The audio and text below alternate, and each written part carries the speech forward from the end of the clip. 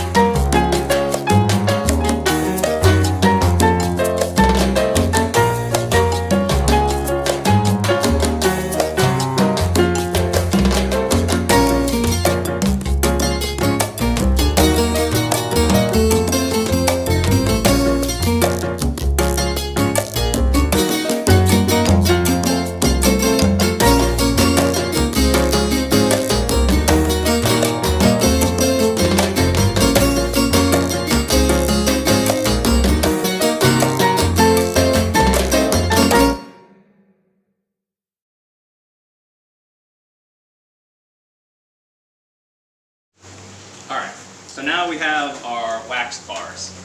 So, like I said, this will just give the bees a little bit of indication on, that, there's wax here, so it might trick them into saying, all right, so there's been comb here before, so they're more likely to start building. Also, if you don't want to use glue like I used last week, you can use the wax as glue. It actually holds them in pretty good.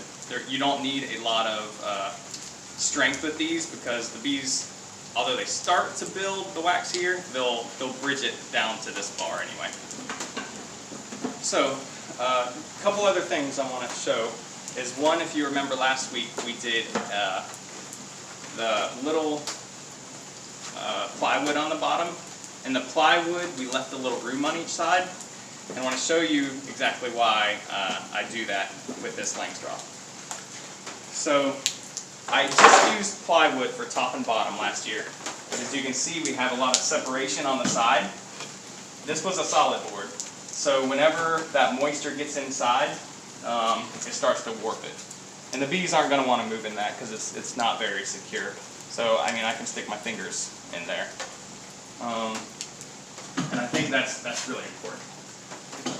So next I want to talk a little bit about baiting the hives. Alright, so this is how I prefer to bait.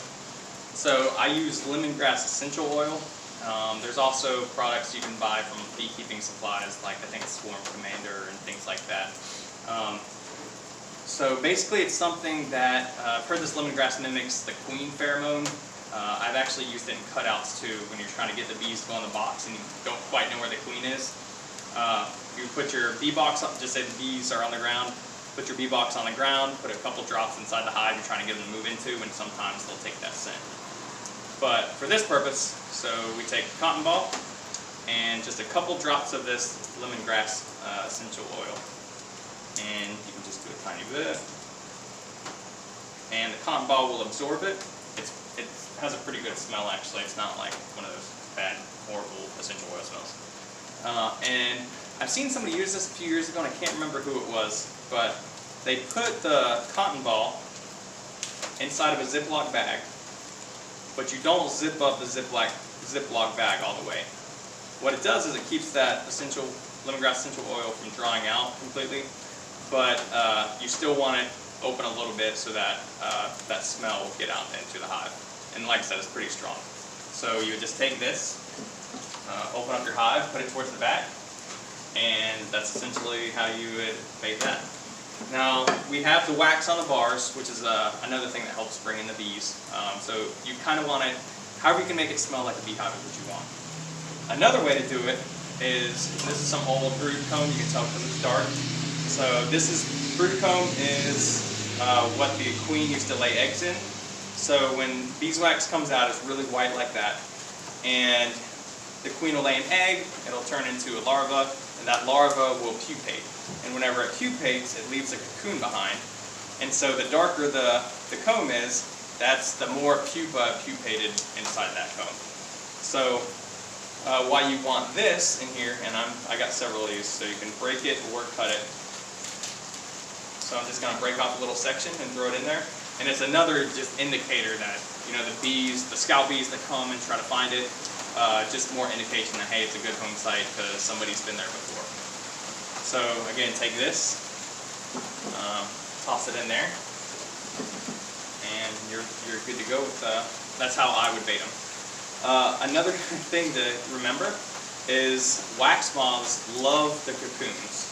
So if you have this in there, wax moths might lay a few larvae in there, not too many, just enough to eat this up. So just check on every few weeks. It's not anything that'll damage it. You don't have to worry about that. But if you want to keep it baited, just make sure that it's there. Like I said, not a concern. And that's how I would bait it.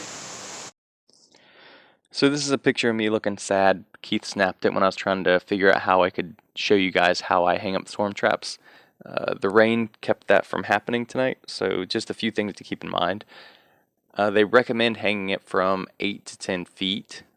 Be careful when you're going up the ladder and doing it. I usually use about a 6-inch lag bolt or a heavy-duty nail to hang that the swarm trap, and I just nail it to the tree or screw the lag bolt in and use that hole in the post and just kind of set it over the nail.